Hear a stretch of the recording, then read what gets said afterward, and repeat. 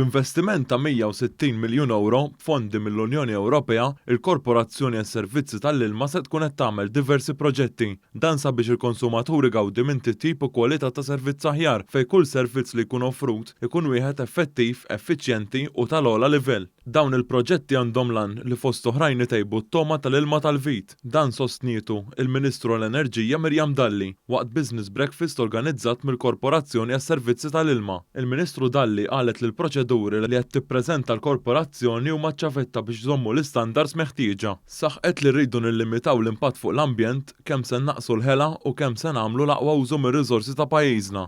Il-Korporazzjoni għas-Servizzi tal-Ilma tembarka fuq diversi proġetti biex tara li fid-djar tan-nies jasal ilma tal-aqwa kwalità. Qegħdin naħdmu biex inkunu effiċjenti, biex inkunu effettivi, biex innaqsu l-ħela u nimmassimizzaw ir-riżorsi tagħna. Preżenti għal din l-attività kien hemm il-kap eżekuttiv tal-Korporazzjoni Ivan Falzon li qal kif huwa importanti li din il-Korporazzjoni s-Servizzi tal-Ilma toħroġ il-lista ta' proġetti sabiex tagħti aktar servizz ta' kwalità. Min jaħdem magħna, suppliers, kontratturi, ikunu jafu aħna x'qed nistennew. Qed nistennew mill-proġetti tagħna. Għax hekk żgur li niggarantixxu valur għall-flus għal dak li ninvestu aħna. U hekk ikun ta' benefiċċju għall-klijenti tagħna u anke l-pajjiż u l-korporazzjoni.